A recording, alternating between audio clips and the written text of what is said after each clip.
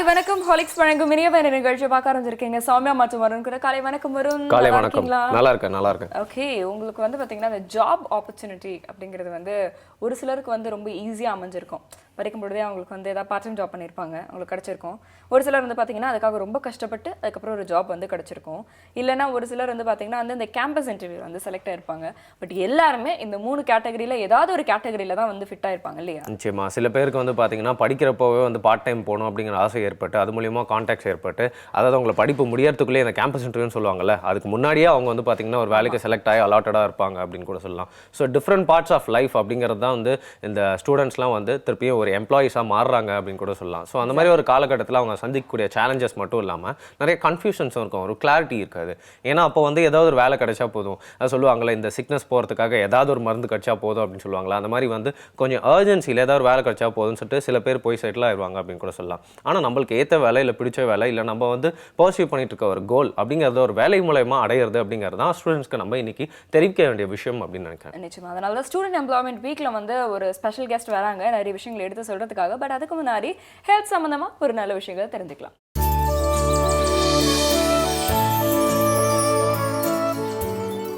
வணக்கம் நேயர்களே, நலம் அன்புடன் நிகழ்ச்சியில் இன்னைக்கு நம்ம சோரியாசிஸ் நோயை பற்றி பார்த்து கொண்டிருக்கிறோம். இந்த சோரியாசிஸ் நோயை பொறுத்த வரைக்கும் நிறைய பேருக்கு ஒரு டவுட் இருக்குது. என்னென்னா இந்த நோய் குணமாகவே ஆகாது, இந்த நோய் மருந்து சாப்பிட்டாலும் குணமாகும், திரும்பவும் வந்துடும் அப்படிங்கிற மாதிரியான ஒரு விஷயம் இருக்குது. அப்போ இது எதனால் இந்த மாதிரி இருக்குது அப்படின்னு பார்த்தீங்கன்னா, இது இந்த நோயை பற்றிய ஒரு சரியான புரிதல் இல்லை அப்படிங்கிறதுனால வரக்கூடிய பிரச்சனை தான் இது. இப்போ இதில் அடிப்படை இருக்குன்னா அடிப்படை உண்டு தான். என்ன அடிப்படை அப்படின்னு பார்த்தீங்கன்னா, நான் ஆரம்பத்தில் இதற்கு முன்னாடி நிகழ்ச்சியில் நம்ம பேசியிருக்கிறோம். இந்த சோரியாசிஸ் என்பதை பொறுத்த வரைக்கும் பார்த்தீங்கன்னா, நம்ம சாப்பிட்ற உணவுகளில் இருக்கக்கூடிய டாக்ஸின், அதாவது ரசாயனங்கள், உடம்புக்கு தேவையில்லாத ரசாயனங்கள் உடம்புக்குள்ளால் போகும்போது அந்த ரசாயனங்களை வெளியே தள்ளுவதற்கு நம்முடைய உடம்பு முயற்சி செய்கிறது. அந்த வெளித்தள்ளும் முயற்சி தான் நம்ம சோரியாசிஸ்ன்னு சொல்கிறோம்.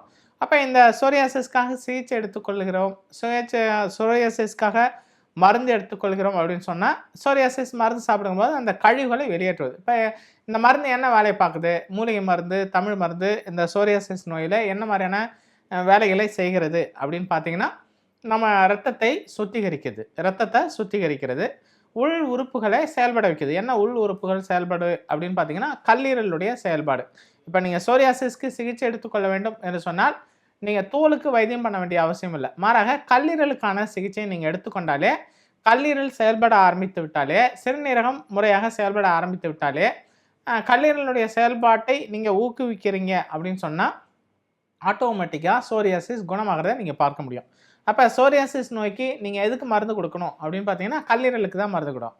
கல்லீரல் என்பதை பொறுத்த வரைக்கும் நம்முடைய உடம்பினுடைய ராஜ உறுப்பு மற்றும் உடம்பினுடைய சுத்திகரிப்பு உறுப்பும் கூட. இரத்தத்தை சுத்திகரிப்பது அங்கே தான் நடக்குது.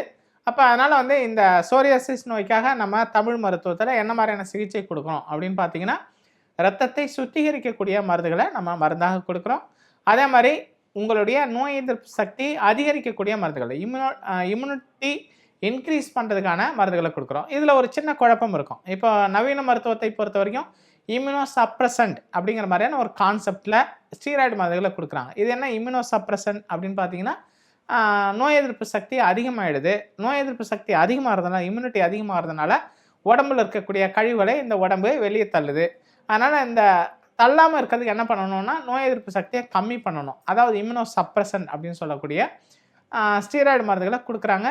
அப்போ இம்யூனோ சப்ரசன் பண்ணுறதுக்கு மருந்து கொடுக்கணும் போது, ஸ்டீராய்டு கொடுக்கும்போது ஆரம்பத்தில் அது குணமாகிற மாதிரி தோணும், ஆனால் அது குணமாகாது. மாறாக அந்த மருந்தினுடைய பக்க விளைவுகள்னாலே சர்க்கரை நோய் ஏற்படுவது, கல்லீரல் பாதிப்பு, சிறுநீரக பாதிப்பு, இன்னும் பல பாதிப்புகள் ஏற்பட்டு சோரியாசிஸ் நோயும் குணமாகாமல் சோரியாட்டிக் ஆர்த்ரைட்டிஸாக அது மாறிவிடக்கூடிய ஒரு ஆபத்தும் இருக்கிறது. ஆனால் நம்முடைய தமிழ் மருத்துவத்தில் நம்ம என்ன மாதிரி சிகிச்சை கொடுக்குறோம் அப்படின்னு பார்த்தீங்கன்னா, இம்யூனிட்டியை அதிகரிப்பதற்கான மருந்துகளை கொடுக்குறோம். அப்போ இம்யூனிட்டி அதிகரிக்கின்ற போது உடம்புல இருக்கக்கூடிய கழிவுகள் விரைந்து அது வெளியேற்றப்படும். இப்போ நிறைய பேர் பார்த்தீங்கன்னா, நம்ம அந்த சோரியாசிஸ்க்காக மருந்து சாப்பிட ஆரம்பிச்சிட்டாங்க அப்படின்னா, வாரத்திலேயே 2 தடவை 3 தடவை அந்த தோலெல்லாம் உறிஞ்சி வெளியில் வரும். அந்த மாதிரி ஒரு 7 லேயர் 10 லேயர் உறிஞ்சி வந்துட்டு சாதாரண நார்மல் தோல் வரதை அவங்க பார்க்க முடியும். அதே மாதிரி இந்த சோரியாசிஸை பொறுத்த வரைக்கும் நம்ம என்ன மாதிரியான சோரியாசிஸ் என்பதை பார்த்து அதற்கு தக்கவாறான சிகிச்சையை நம்ம கொடுக்குறோம். குறிப்பாக ரொம்ப முற்றிய நிலையில் இருக்கிறாங்க, ரொம்ப இன்ஃபெக்டிவாக இருக்கிறாங்க, ரொம்ப மோசமாக பாதிக்கப்பட்டிருக்கிறாங்கன்னா அவர்களுக்கு அமிர்த சஞ்சீவி சிகிச்சையை நம்ம கொடுக்குறோம். இது என்ன அமிர்த சஞ்சீவி அப்படின்னு சொன்னால், செல்களை புதுப்பிக்கக்கூடிய, செல்களை இளமையாக்கக்கூடிய, செல்களை போஷாக்கு செய்யக்கூடிய ஒரு வகையான சிகிச்சை. இந்த சிகிச்சை எடுத்துக்கொள்வதன் மூலமாக இம்யூனிட்டி அதிகரிக்கிறது. இம்யூனிட்டி அதிகரிக்கின்ற போது சோரியாசிஸ் வந்து குணமாகிறதையும் நீங்கள் பார்க்க முடியும். அதனால் வந்து இந்த சோரியாசிஸ் நோயை பொறுத்த வரைக்கும் என்ன மாதிரியான பாதிப்புகள் இருக்குது. இப்போ இன்கேஸ் வந்து சோரியாட்டிக் ஆர்த்ரைட்டிஸ் இருக்குது அப்படின்னு சொன்னால் அவர்களுக்கு எலும்புகளை வலுப்படுத்தக்கூடிய, எலும்புகளை சுத்திகரிக்கக்கூடிய மருந்துகளை நம்ம கொடுத்து இதற்கான மருந்துகள் கொடுக்குறோம். அப்போ இந்த சோரியாசிஸ் சிகிச்சையை பொறுத்த வரைக்கும் அவருடைய உணவு முறைங்கிறது மிக மிக முக்கியமான ஒரு விஷயம் இருக்குது. அப்போ உணவுகளை பொறுத்த வரைக்கும் என்ன மாதிரி கடைபிடிக்கிறோம் அப்படின்னு பார்த்தீங்கன்னா, ரசாயனம் சேர்ந்த உணவுகளை தவிர்க்க வேண்டும், வண்ண சாயங்கள் சேர்ந்த உணவுகளை தவிர்க்க வேண்டும். அதே மாதிரி கூல்ட்ரிங்க்ஸ் மாதிரியான விஷயங்கள், சாஃப்ட் ட்ரிங்க்ஸு கூல்ட்ரிங்க்ஸ் அப்படின்னு சொல்லுவோம், அந்த மாதிரி கூல்ட்ரிங்க்ஸ் மாதிரியான விஷயங்களை தவிர்க்க வேண்டும். அதே மாதிரி கோழி, முட்டை இந்த மாதிரியான விஷயங்களை வந்து கண்டிப்பாக உணவில் தவிர்க்க வேண்டும். அதே மாதிரி இந்த விஷயங்கள்லாம் தவிர்த்து மருந்துகளை முறையாக நம்ம கொடுக்குற தமிழ் மருந்துகளை முறையாக சாப்பிட்டுட்டே வந்தாங்கனாலே இந்த சோரியாசிஸ் நோயை எளிமையாக நம்ம குணமாக்கலாம். மீண்டும் நாளைய நிகழ்ச்சியில் சந்திப்போம். நன்றி, வணக்கம். ஓகே, ஹெல்த்தியான ஸ்டூடெண்ட் லைஃப்லாம் என்ன தெரியுமா? அவங்க படிக்கிறப்போவே படித்து முடிக்கிறப்போ நம்ம என்ன மாதிரி ஒரு வேலைக்கு போகிறோம் அப்படிங்கிறத பற்றி யோசிக்க ஆரம்பிச்சிடணும் அப்படின்னு சொல்லலாம். ஏன்னா நிறைய பேருக்கு வந்து அந்த காலேஜ் அப்படிங்கிற டைம் வந்து பார்த்தீங்கன்னா one of the best time in their lifetime அப்படிங்கிறதுனால வந்து சில பேர் வந்து கொஞ்சம் கேரிடவே ஆயிடுவாங்க அப்படின்னு கூட சொல்லலாம். பட் அது ஒன்றும் தப்பு இல்லை. அந்த டைமில் வந்து பார்த்தீங்கன்னா முற்றிலுமாக அந்த மாதிரி ஒரு காலகட்டத்தை என்ஜாய் பண்ண வேண்டிய ஒரு சுச்சுவேஷன் தான் இருக்கும்னு சொல்லலாம். பட் ஒரு தொலைநோக்கு பார்வையோட நம்ம முடிச்சோன்னே இந்த மாதிரி ஒரு வேலைக்கு தான் தேடி போக போகிறோம். அதுக்காக நம்மளுக்கு கூடவே இந்த மாதிரி குட்டி குட்டி ஸ்கில்ஸ்லாம் வளர்க்குறது மட்டும் இல்லாமல் நிறைய கான்டாக்ட்ஸ் நம்மளுக்கு தேவைப்படுது, எக்ஸ்போஷர் தேவைப்படுது அப்படிங்கிறது ரொம்ப ப்ராக்டிக்கலாக உணர்றது தான் இன்னைக்கு தேவையான விஷயம் அப்படின்னு நினைக்கிறேன். ஸோ அந்த ப்ராக்டிக்கல் எக்ஸ்போஷரை வந்து எப்படி நான் வந்து கிராஸ் பண்ணிக்கிறது அப்படிங்கிற மாதிரி தான் இன்னைக்கு நிறைய கைடன்ஸ் இருக்கும்னு நினைக்கிறேன். பட் அதுக்கு முன்னாடி நிறைய பகுதிகளும் இருக்கு. ஒரு சின்ன இடைவேளைக்கு அப்புறம் திறந்து பேசலாம். இது ஹாலிக்ஸ் வழங்கும் இனிய பாய்.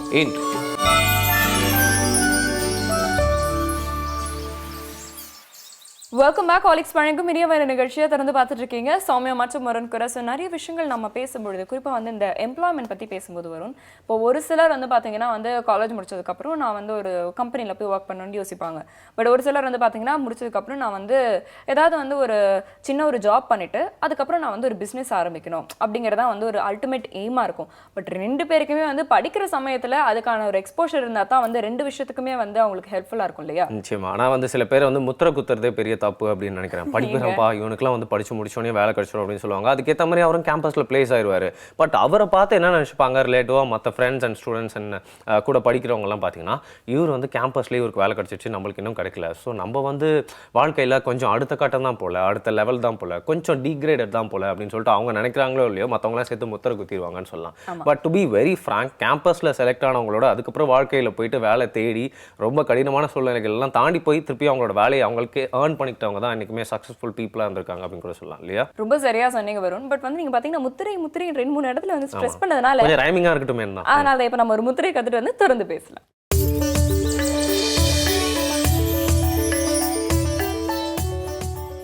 வணக்கம். நலம் பெறும் முத்திரைகள் மற்றும் விரல்களை மருத்துவர் வரிசையில் இன்றைக்கி நம்ம பார்க்க போகிறது இடுப்பு வலிக்கான ஒரு தீர்வு. இடுப்பு வலி அப்படின்றத வந்து நம்ம கொஞ்சம் வேறுபடுத்தி பார்க்க பழகிக்கிறணும். ஏன்னா முதுகெலும்பு தொடரில் வந்து 33 எலும்பில் கீழே இருக்கக்கூடிய கீழ் இடுப்பு பகுதி அப்படின்றது வேறு. அது வந்து என்னென்னா லும்பார் போன்ஸில் இருக்கக்கூடிய வலி, அதாவது L1, L2, L3, L4, L5 வரக்கூடிய பிரச்சனைகள் அதிகமாக இன்றைக்கி இருக்குது. அது வந்து நம்ம உட்கார்ந்து வேலை செய்யக்கூடிய முறைகளில் ஏற்படக்கூடிய மாற்றங்களினால் வர்றது. இப்போ நம்ம சொல்ல போகிற இடுப்பு வலி வந்து பக்கவாட்டில் ஏற்படக்கூடிய அந்த எலும்புகளில் ஏற்படக்கூடிய வலியும் அதனால் இருக்கக்கூடிய அறிகுறிகளும். இதனுடைய அறிகுறிகள் அப்படின்னு பார்த்தீங்கன்னா மாடிப்படி ஏறும்போது சிரமமாக இருக்கும், அல்லது படி இறங்கும்போது காலில் இடுப்பில் வலி வரும், கால் வந்து சரியாக மடக்கி இறங்க முடியாத மாதிரி இருக்கும். இது முதல் அறிகுறியாக வச்சுக்கோங்க. அடுத்தது பார்த்திங்கன்னா கீழே உட்காந்து எந்திரிக்கும் போது கால் மரத்து போகிற மாதிரி இருக்கும், இது ரெண்டாவது. அதுக்கு அடுத்தது திடீர்னு உட்காந்துட்டே இருக்கிறோம், திடீர்னு எந்திரிக்கும் போது பார்த்திங்கன்னா லேசான தலை சுற்றல் அல்லது பார்வை மங்கல் அந்த மாதிரி வரும். இது எல்லாமே வந்து அந்த இடுப்பு வலியினால் ஏற்படக்கூடிய ஒரு பிரச்சனை, இடுப்பு உளைச்சல்னு கூட சொல்லலாம். இதை வந்து நம்ம எப்படி சரி பண்ணிக்கிறோம் அப்படின்றது பார்க்கணும். ஏன்னா இதை நம்ம வந்து சரி பண்ணாமல் விட்டோம் அப்படின்னா இதனுடைய அடுத்த தொடர் வந்து பேராசன நரம்பு வலின்னு வரும். அது வந்து சயாட்டிக்கா நரம்புன்னு சொல்கிறாங்க. அதில் ஏற்படக்கூடிய வலி வந்துருச்சு அப்படின்னா சரி பண்ணுறதுக்கு வந்து அதிகமான சிரமம் எடுத்து நம்ம சரி பண்ண வேண்டிய ஒரு சூழ்நிலை இருக்கும். அதை எளிமையாக சரி பண்ணிக்கக்கூடிய முறைகளை வந்து நம்ம இப்போ பார்க்கும்போது 3 முத்திரைகள் நம்ம செய்யலாம். முதல் முத்திரை வந்து முதுகு முதிரை அப்படின்னு சொல்லி ஒரு முத்திரை, இரண்டாவது முத்திரை வந்து கோபுர முத்திரைன்னு ஒரு முத்திரை, மூன்றாவது வாயு முத்திரை. இது மூன்றையும் இப்போ நம்ம வருஷப்படி பார்க்க போகிறோம். பொதுவாக வந்து மலச்சிக்கல் அதிகமாக இருப்பவர்களுக்கு இந்த இடுப்பு வலி வரக்கூடிய வாய்ப்புகள் இருக்குன்றதையும் நம்ம கவனத்தில் வச்சுக்கணும். இப்போ வந்து உங்களுடைய வலது கையில் நடுவிரலும் சுண்டு விரலும் பெருவிரல் நுனியில் அப்படி தொட்டு ஆள்காட்டி விரலும் மோதிர விரலும் நீட்டி வச்சுருக்கணும். இப்போ நமக்கு வந்து இந்த முதுகெலும்பில் ஏதாவது பிரச்சனை இருக்கா அப்படின்னு கண்டுபிடிக்கிறதுக்கு இது ஒரு அருமையான உபகரணம்னு கூட சொல்லலாம். இப்போ நம்ம இந்த மாதிரி முத்திரை வச்சு இப்படி விரல் நீட்டும்போது விரல் நீட்ட முடியலை அப்படின்னா நமக்கு முதுகெலும்பில் ஏதோ பிரச்சனை இருக்குதுன்னு அர்த்தம். அது நீங்களே வந்து கண்டுபிடிக்கிறதுக்கான ஒரு வழி இது. இது வலது கை. இடது கையில் உங்களுடைய பெருவிரலோட வச்சு ஆள்காட்டி விரலினுடைய நகத்தை அப்படி அழுத்தி பிடிக்கணும். இது முதல் முத்திரையாக செய்ய வேண்டியது. இரண்டாவது முத்திரை, உங்களுடைய பெருவிரல் 2 கையில் உள்ள பெருவிரலை சுண்டு விரல் அடியில் அப்படி வைக்கணும். கையை இறுக்கமாக மூடிக்கணும். மோதிர விரலும் சுண்டு விரலும் நீட்டி இரண்டையும் இப்படி ஒன்றோட ஒன்று இப்படி தொடணும். தொட்டுட்டு கோபுரம் மாதிரி நீங்கள் இப்படி வச்சுக்கணும். இது இரண்டாவது முத்திரை. மூன்றாவது முத்திரை, ஆள்காட்டி விரலை பெருவிரல் அடியில் வச்சு பெருவிரலை அது மேலே வச்சுக்கணும். இது வாயு முத்திரை. இந்த 3 முத்திரையும் ஒன்றன் பின் ஒன்றாக வரிசைப்படி செஞ்சுட்டு வரணும். நம்ம மூலிகை பயன்பாடு அப்படின்னு எடுத்துட்டிங்கன்னா வாத நாராயணன் இலை அப்படின்றது இன்றைக்கி வந்து எல்லா இடத்துலையுமே கிடைக்கக்கூடிய ஒரு மூலிகையாக இருக்குது. இந்த வாத நாராயணன் இலையை வந்து நம்ம கஷாயம் போட்டு காலையில் ஒரு தடவை இரவில் ஒரு தடவை சாப்பிட்டு ஒரு 1/2 மணி நேரம் கழித்து இதை நீங்கள் குடிச்சிட்டு வரும்போது இந்த வலி உடம்புல எங்கே இருந்தாலும் இந்த வாத நாராயணன் இலைக்கு வந்து வலியை நீக்கக்கூடிய தன்மை இருக்குது. அது கூடவே இந்த முத்திரைகளையும் நம்ம செய்யும்போது எந்த இடத்துல வலி இருக்குதோ அதற்குண்டான முத்திரைகளை செய்யும் பொழுது விரைவில் நமக்கு நிவாரணம் கிடைக்கும். இந்த மாதிரி எளிமையான குறிப்புகள் எல்லாம் நம்ம வந்து பயன்படுத்துவதற்கு பழகி கொள்ள வேண்டும். அப்போ தான் வந்து பின்னாடி வரக்கூடிய நிறைய பிரச்சனைகளை நம்ம தவிர்க்க முடியும். உதாரணத்துக்கு பார்த்திங்கன்னா இன்றைக்கி குழந்தைகளுக்கு வந்து மஸ்குலர் டிஸ்ட்ராபி அப்படின்னு சொல்லி ஒரு தீராத நோய் ஒன்று வந்துட்டுருக்கு அப்படின்றது நிறைய ஆராய்ச்சிகள் சொல்கிறாங்க.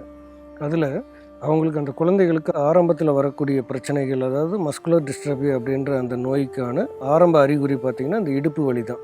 படிக்கட்டு ஏறும்போதும் இறங்கும்போதும் அவர்களுக்கு வந்து கால் தடுமாற்றம் வர்றது தான் ஒரு ஆரம்ப அறிகுறியாக குறிக்கப்பட்டிருக்கு.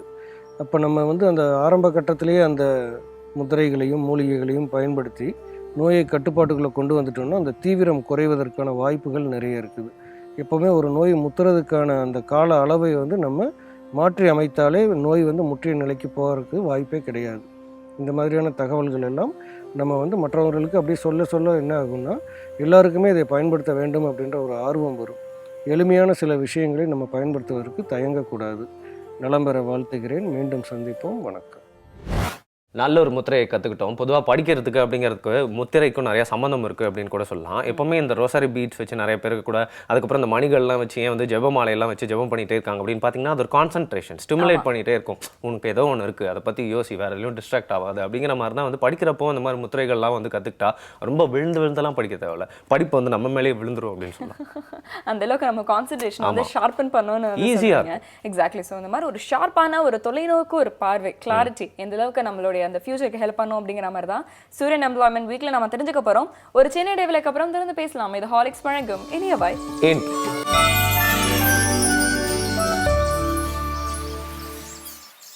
Welcome back. ஹாலிக்ஸ் வழங்கும் இனியவா இந்த நிகழ்ச்சியை தொடர்ந்து பார்த்துட்டு இருக்கீங்க. எனக்கு வந்து ஸ்டூடெண்ட் எம்ப்ளாய்மெண்ட் வீக்ல நம்ம வந்து பேசிட்டு இருக்கோம். ஒரு முக்கியமான ஒரு தருணத்தில் ஒரு சரியான நேரத்தில் தான் இந்த டாப்பிக்கை நம்ம பேசிட்டு இருக்கோம்னு சொல்லலாம். ஏன்னா நிச்சயமா இந்த ஒரு காலகட்டத்தில் தான் வந்து 12th முடிச்சுட்டு எல்லாருமே வந்து அந்த ஜாப் அப்படிங்கிறத வந்து மனசில் வச்சு தான் பார்த்தீங்கன்னா வந்து அந்த கோர்ஸ் அப்படிங்கிறதே வந்து சூஸ் பண்ணுவாங்க.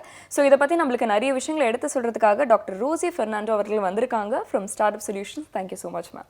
வணக்கம். யா, ஸோ ஸ்டூடெண்ட் எம்ப்ளாய்மெண்ட் அப்படின்னு வந்து சொல்லும்பொழுது வந்து பார்த்தீங்கன்னா ஸ்கூலில் வந்து இந்த எம்ப்ளாய்மெண்ட்டில் போயிட்டு ரெஜிஸ்டர் பண்ண சொல்லுவாங்க. அந்த ஒரு சின்ன ஃபார்மாலிட்டி எல்லாருமே வந்து பண்ணுவாங்க. அதுதான் வந்து டக்குன்னு வந்து ஞாபகத்துக்கு வரும். பட் ஜென்ரலி ஸ்டூடெண்ட் எம்ப்ளாய்மெண்ட் அப்படின்னா என்னன்னு நீங்கள் சொல்லுங்கள் மேம். இன்றைக்கி வந்து சூழ்நிலை மாறி இருக்கு. எம்ப்ளாய்மெண்ட் எக்ஸ்சேஞ்சில் தான் போய் நம்ம வந்து பதிவு பண்ணணும் அப்படிங்கிறது தேவையில்லை. ஆனால் அதை வந்து ஒரு மேண்டேட்ரியாக எல்லாரும் அதை பழக்கமாக வச்சுட்டாங்க. அதனால அது கட்டாயமாக நடந்துருது எப்படியோ. பட் இன்றைக்கி வந்து வேலை வாய்ப்புகள் நிரம்பி நம்மளை சுற்றி கொட்டி கிடக்கு. நமக்கு என்ன விருப்பம் இருக்குது அப்படிங்கிறத மட்டும் நம்ம கொஞ்சம் ஒரு உணர்தல் இருந்தால் நாம் படிப்புக்கு ஏற்ற மாதிரியான ஒரு வேலை வாய்ப்பை நம்ம வந்து இன்றைக்கி தேடிக்க முடியும். ஏன்னா இன்றைக்கி கல்லூரிகளாக இருந்தாலும் சரி, இல்லை ஒரு என்ஜினியரிங் காலேஜ் அந்த மாதிரியான இன்ஸ்டிடியூஷன்ஸ் பார்த்திங்கன்னா டைமிங் வந்து ரொம்ப ஃபேவரபுளாக இருக்குது. ஃபார் எக்ஸாம்பிள் இப்போ ஒரு அண்டர் கிராஜுவேட் கோர்ஸ் பண்ணுறாங்க ஒரு ஸ்டூடெண்ட் அப்படின்னா ஐதர் அவங்க வந்து காலமே ஒரு கல்லூரிக்கு போயிட்டு வரலாம், இல்லை மத்தியானம் சாயங்காலம் ஒரு கல்லூரியை சூஸ் பண்ணிக்கிற மாதிரியான ஒரு வாய்ப்பு. ஸோ காலம் ஒரு 3 மணி நேரம் இருக்கும், இல்லை சாயங்காலம் ஒரு 5 மணி நேரம் இருக்கும். அந்த மாதிரியான ஒரு வாய்ப்புகள் இன்றைக்கி இருக்கிறதுனால அவங்களுக்கு வந்து எந்த விதமான ஒரு வேலையாக இருக்கட்டும், இப்போ நான் வந்து ஒரு பிகாம் கோர்ஸ் பண்ணணும் அப்படின்னு நினைக்கிறேன், பின்னாடி வந்து ஒரு ஆடிட்டர் ஆக போகணும் அப்படின்னு நினைக்கிறேன். அப்படிப்பட்ட ஒரு குழந்தை வந்து அந்த தொழில் எப்படி இருக்கும், நான் ஒரு ஆடிட்டர் ஆகிட்ட பிறகு நான் என்ன மாதிரியான ஒரு வேலையை பார்க்க போகிறேன், அது எனக்கு சந்தோஷம் தருமா அப்படின்னு தெரிஞ்சுக்கணும் அப்படின்னா ஒரு பார்ட் டைம் ஜாப் சூஸ் பண்ணிக்கிறது பெட்டர். ஸோ அந்த மாதிரி இன்றைக்கி வந்து வாய்ப்புகள் நிறையா இருக்குது. நிச்சயமா மேம். இந்த பார்ட் டைம் ஜாப் அப்படிங்கிறதுக்கு முன்னாடி வந்து ஒரு காலகட்டம் இருக்குது, அதாவது இன்டர்ன்ஷிப் பீரியட்னு சொல்லுவாங்க.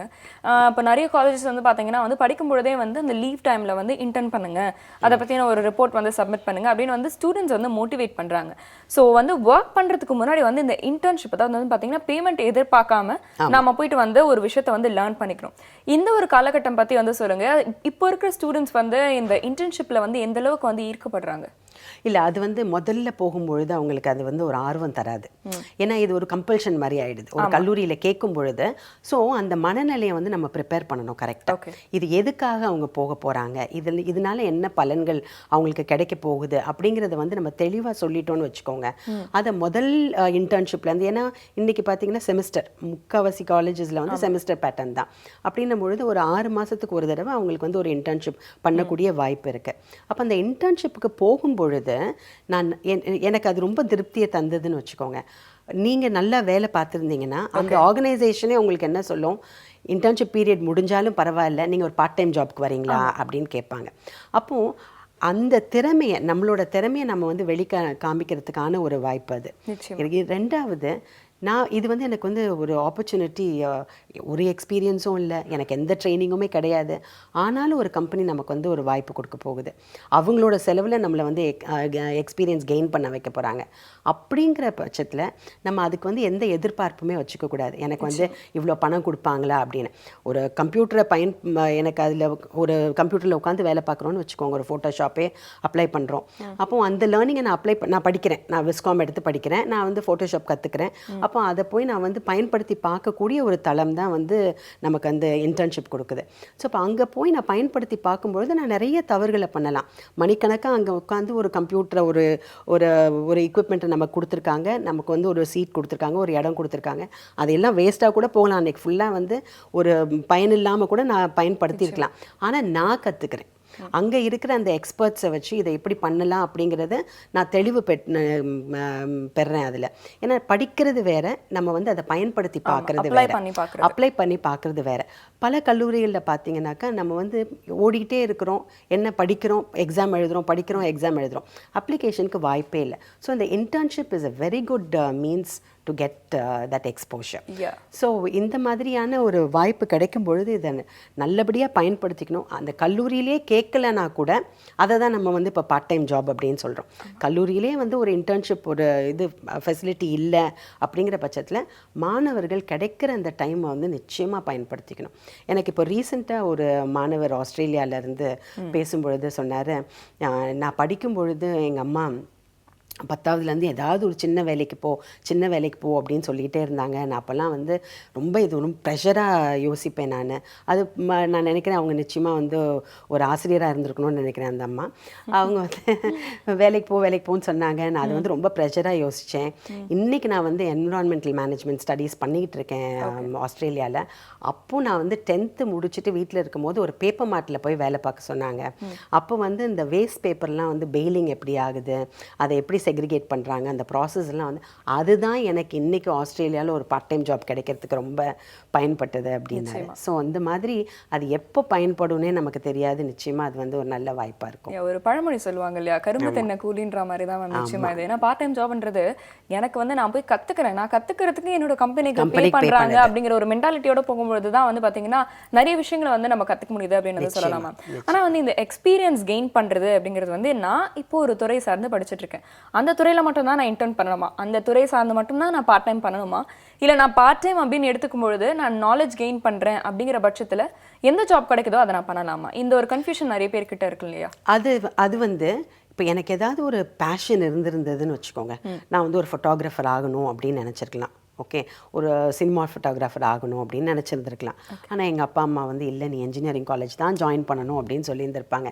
வேறு வழியே இல்லாமல் இன்றைக்கி பல மாணவர்கள் பார்த்தீங்கன்னா அவங்களோட பேஷன், அவங்களோட ஹாபி எல்லாம் டோட்டலி டிஃப்ரெண்ட். ஆனால் ஃபேமிலிக்காக வேறு வழியே இல்லாமல் வந்து ஃபோர்ஸ் பண்ணாங்க அப்படின்னு சொல்லிட்டு ஜாயின் பண்ணிடுறாங்க. பண்ணிவிட்டு பிடிக்காமல் ஒரு பாடத்தை படிக்கிறத விட அதுக்கும் 100% கொடுத்துட்டு எனக்கு பிடிச்சதை வந்து நான் வந்து ஒரு பார்ட் டைமாக நான் பண்ணிக்கலாம். ஸோ அப்படிங்கிற பட்சத்தில் இந்த இன்டர்ன்ஷிப்போ இல்லை ஒரு பார்ட் டைம் ஜாபோ எனக்கு எது பிடிக்குமோ அதை நான் தேர்ந்தெடுத்துக்கலாம். இல்லை நான் வந்து ஒரு சிவில் இன்ஜினியரிங்குள்ளே போயிட்டேன், but I don't want to do the routine கன்ஸ்ட்ரக்ஷனில் போக விரும்பலை, நான் இன்டீரியர் டிசைன் பண்ணணும்னு நினைக்கிறேன். இல்லை ஒரு இன்டீரியர் டிசைன் போய் இன்றைக்கி வந்து மாடுலர் கிச்சன் அப்படிங்கிறது எல்லா வீட்டுக்கும் காமன் ஆகிடுச்சு. அப்போ நான் சிவில் இன்ஜினியரிங் படித்தா நான் கன்ஸ்ட்ரக்ஷனுக்குள்ளே தான் போகணுன்ற தேவை கிடையாது. I can look at a total different line.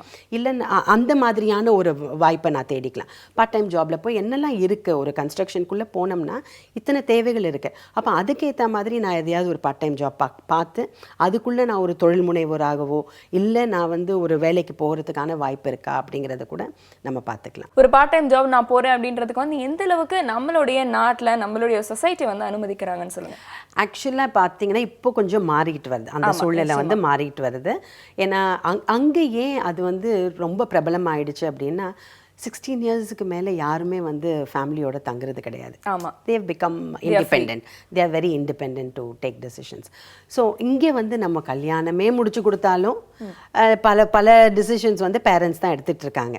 அப்படிப்பட்ட ஒரு சூழ்நிலையில் நாம் வந்து இது அதாவது ஒரு அளவுகோல் வச்சுருக்கோம்.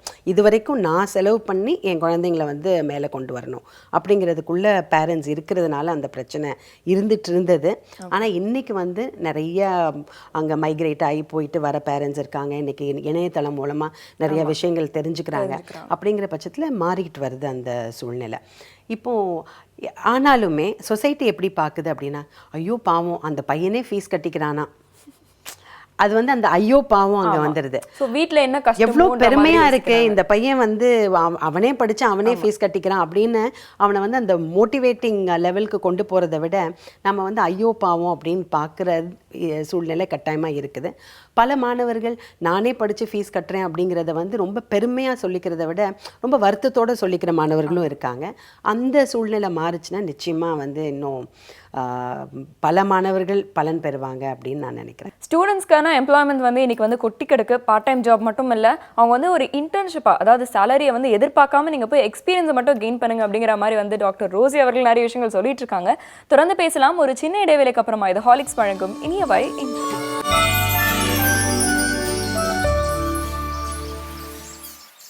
Welcome back. ஹாலிக்ஸ் வழங்கும் இனியவை நிகழ்ச்சியாக தொடர்ந்து பார்த்துட்டு இருக்கீங்க. ஸ்டூடெண்ட் எம்ப்ளாய்மெண்ட் வீக்கில் நம்ம வந்து பேசிட்டு இருக்கோம்.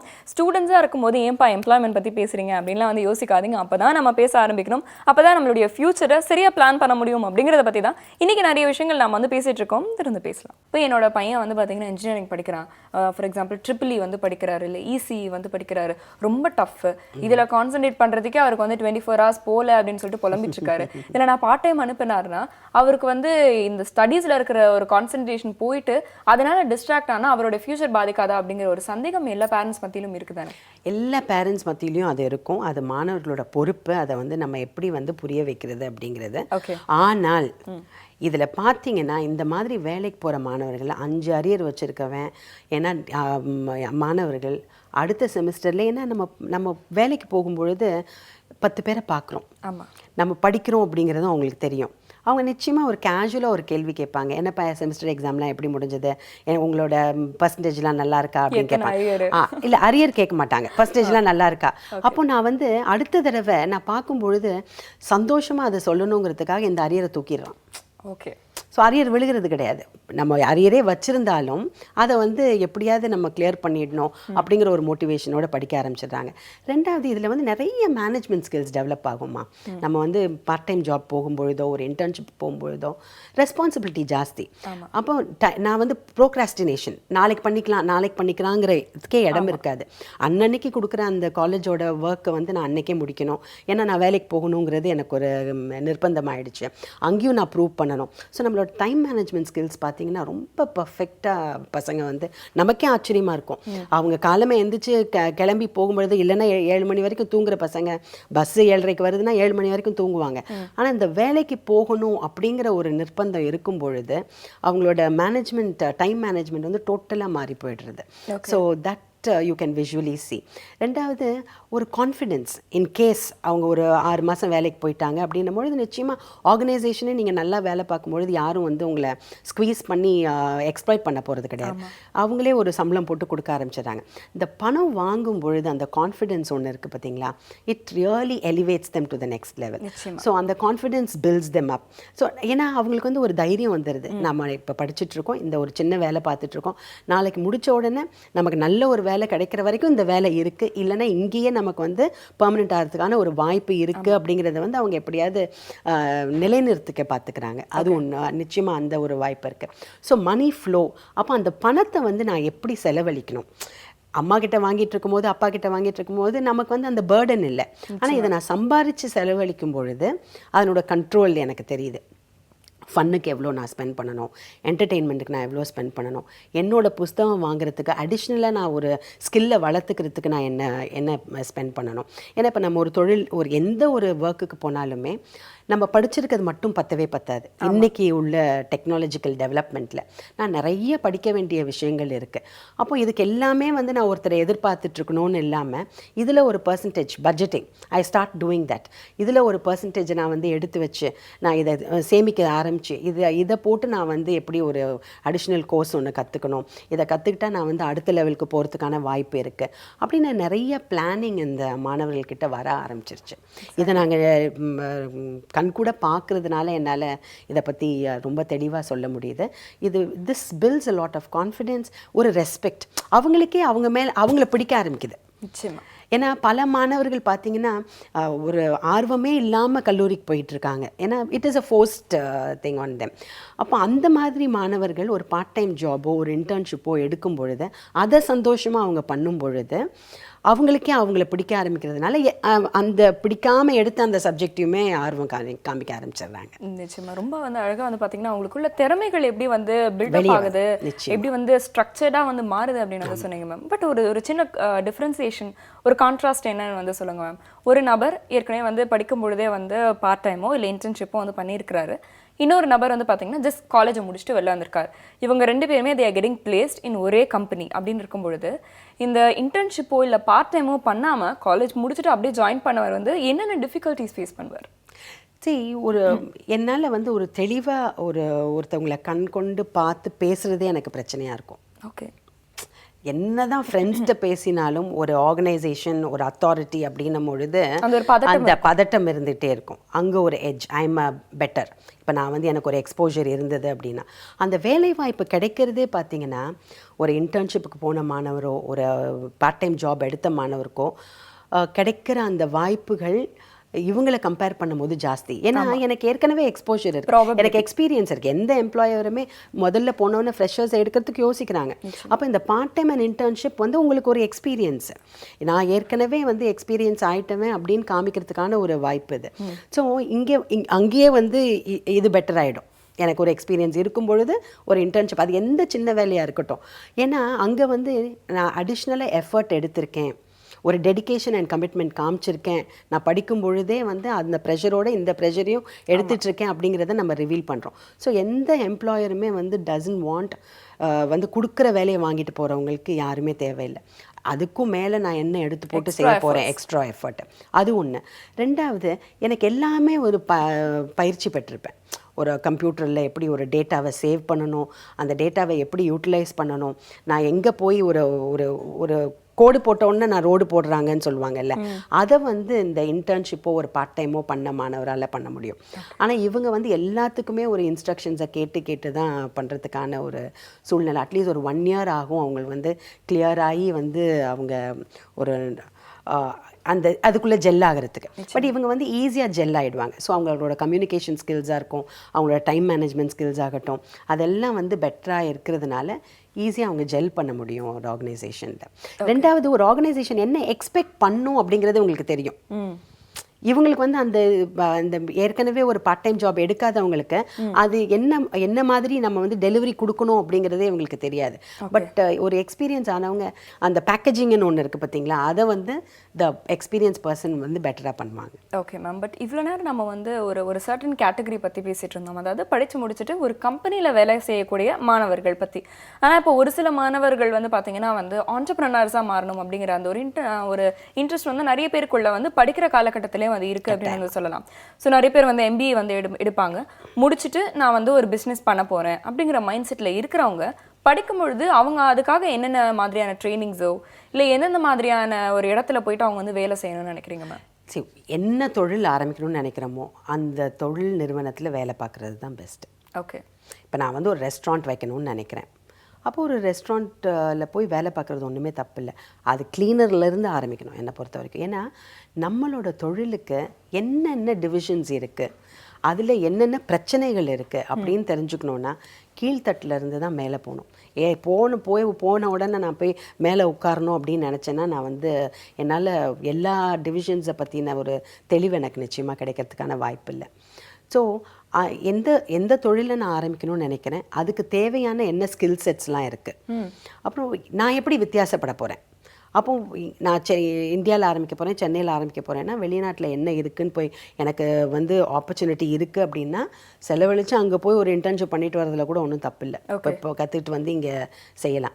ஸோ என்ன தொழில் பண்ண போகிறோமோ அந்த தொழிலில் ஒரு 6 மாதத்துக்கோ 1 வருஷத்துக்கோ நம்ம படிக்கும் பொழுதே வேலை பார்க்க ஆரம்பிச்சிட்டோன்னு வச்சுக்கோங்க, டைமே வேஸ்ட் பண்ண வேண்டியதில்லை. முடித்த உடனே நம்ம வந்து ஒன்று ஸ்டார்ட் பண்ணிடுறதுக்கான வாய்ப்பு இருக்குது. இன்னும் சொல்லப்போனால் நம்ம வேலை பார்க்குற இடத்துலையே நம்ம ரொம்ப கிளியராக பேசினோன்னா, நானும் நாளைக்கு ஒன்று ஆரம்பிக்கணும்னு நினைக்கிறேன் அப்படின்னா நிறைய தொழில் முனைவோர்கள் கை கொடுக்கறதுக்கு இன்றைக்கி ரெடியாக இருக்காங்க. ஃபண்டிங் கொடுக்கறதுக்கு ரெடி, வெஞ்சர் கேபிட்டலிஸ்ட் ரெடியாக இருக்காங்க. ஸோ இந்த மாதிரியான வாய்ப்புகள் எல்லாம் இன்றைக்குள்ள மாணவர்கள் நிச்சயமாக பயன்படுத்திக்கணும் அப்படிங்கிறது இங்கே வந்து நம்ம ரொம்ப தெளிவாக நம்ம வந்து வைக்கலாம். Exactly ma'am. ஸோ இன்றைக்கி வந்து நம்ம எம்ப்ளாய்மெண்ட் பற்றி பேசினாலும், ஜாப் ஆப்பர்ச்சுனிட்டி பற்றி பேசினாலும், நம்ம சொசைட்டி பற்றி பேசினாலும், நீங்கள் நேரோ டவுன் பண்ணி இதோட எண்டு என்ன, எந்த இடத்துல மாற்றம் அப்படின்னா வந்து மென்டாலிட்டியில் தான். Exactly, the self attitude and mentality. இதை வந்து மாற்றம் ஏற்படுத்தினாலே வந்து பார்த்தீங்கன்னா வந்து ஒரு சொசைட்டல் சேஞ்ச் வந்து நம்மளால் எதிர்பார்க்க முடியும் அப்படிங்கிறதும் வந்து புரியுது. ஏன்னா எனக்கு வந்து படிக்கும் பொழுதே வந்து வேலை செய்யணும் அப்படிங்கிற மாதிரி நிறைய ஸ்டூடெண்ட்ஸ் வந்து வராங்க. இன்ஃபேக்ட் எங்களுடைய இந்த ஆர்கனைசேஷன்லேயே வந்து பார்த்தீங்கன்னா வெளி டிஸ்ட்ரிக்ட்ல இருந்து கூட நிறைய பேர் இங்கே வந்து இன்டர்ன்ஷிப் வந்து பண்ணிட்டு இருக்காங்க. ஸோ அந்தளவுக்கு மாணவர்களும் பார்த்தீங்கன்னா வந்து ரொம்ப ஒரு செல்ஃப் இன்ட்ரெஸ்டாக இருக்காங்க. இன்ஸ்டிடியூஷன்ஸை வந்து ஊக்குவிக்கிறாங்க. பட் அந்த ஒரு கிளாரிட்டி, அந்த ஒரு விஷயம் தான் லேக்கிங்காக இருக்குது. பட் இதை வந்து நீங்கள் ரொம்ப வந்து அழகாக கொடுத்துருக்கீங்க மேம். மிக்க நன்றி. வணக்கம். தொடர்ந்து நிறைய விஷயங்கள் நம்ம நிகழ்ச்சியில் பார்க்கலாம். இது ஹாலிக்ஸ் வழங்கும் இனியவை என்று.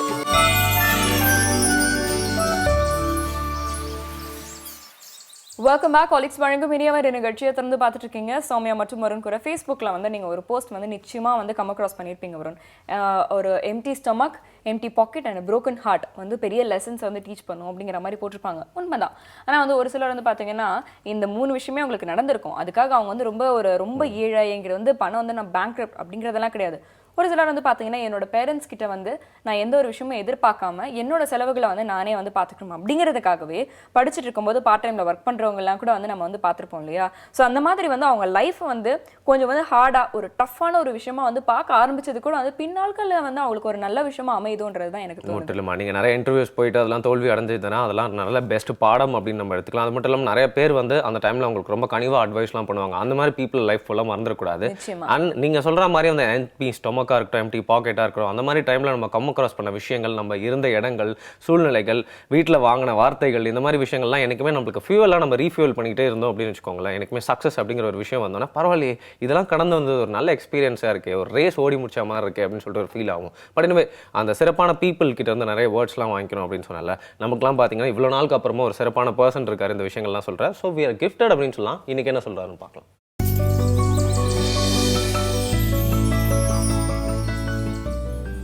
இன்டெலிஜென்ஸ் அப்படிங்கிற சொல்லை வந்து நம்ம 2 விதத்தில் பயன்படுத்துகிறோம். ஒன்று வந்து ஸ்கூலில் போய் இன்டெலிஜென்ஸ் அப்படின்னாக்க வந்து நுண்ணறிவுன்னு பொருள். அந்த இன்டெலிஜென்ஸ் என்னன்னாக்க இட் இஸ் நாட் நாலேஜ். நாலேஜுங்கிறதுக்கும் இன்டெலிஜென்ஸ்க்குள்ள வித்தியாசம். அப்ளைடு நாலேஜ் தான் வந்து intelligence. The ability to understand the things, அதுதான் வந்து இன்டெலிஜென்ஸ். இப்போ இதையே வந்து ஒரு அரசாங்கத்தில் இன்டெலிஜென்ஸ் விங் நல்லா வேலை பார்க்குது அப்படின்னா என்ன அர்த்தம்னா, அவங்க வந்து நாட்டில் என்னென்ன நடக்குதோ அதையெல்லாம் சரியாக கொண்டு போய் அரசின் தலைமை பீடத்தில் இருக்கிறவங்களுக்கு எடுத்து சொல்கிறாங்க. லா அண்ட் ஆர்டர் ப்ராப்ளம் எப்படி இருக்குது, வெல்ஃபேர் ப்ரோக்ராம்ஸ் எப்படி போயிட்டுருக்கு, இதையெல்லாம் சொல்கிறது தான் வந்து இன்டெலிஜென்ஸ். இந்த இன்டெலிஜென்ஸ் ரொம்ப முக்கியம் அப்படிங்கிறத 2000 வருஷத்துக்கு முன்னாடியே திருவள்ளுவர் சொல்கிறார். ஒற்றும் உரை சான்ற நூலும் இவை இரண்டும் தெற்றென்க மன்னவர்க்கு அப்படின்னு சொல்லி ஒரு மன்னவர் கண் அப்படிங்கிறார். இப்போ ஒற்றுங்கிறது இன்டெலிஜென்ஸு, உரை சான்ற நூலுங்கிறது என்ன, ஸ்டேட் கிராஃப்ட் லா இதையெல்லாம் பற்றி என்னென்ன நூல் இருக்கோ அதெல்லாம் வந்து ரொம்ப முக்கியம் அப்படின்னு. இப்போ ரெண்டையும் பிரித்தோம்னா ஒன்று வந்து இன்டென்சிவ், இன்னொன்று வந்து எக்ஸ்டென்சிவ். இப்போ நம்ம வந்து கான்ஸ்டிடியூஷன் ஒன்று இருக்குது, வேரியஸ் லாஸ் இருக்குது. இப்போ வந்து CRPSC, CRPC, IPC, CPC, evidence act, இந்த மாதிரி வெவ்வேறு ஆக்ட் இருக்குது.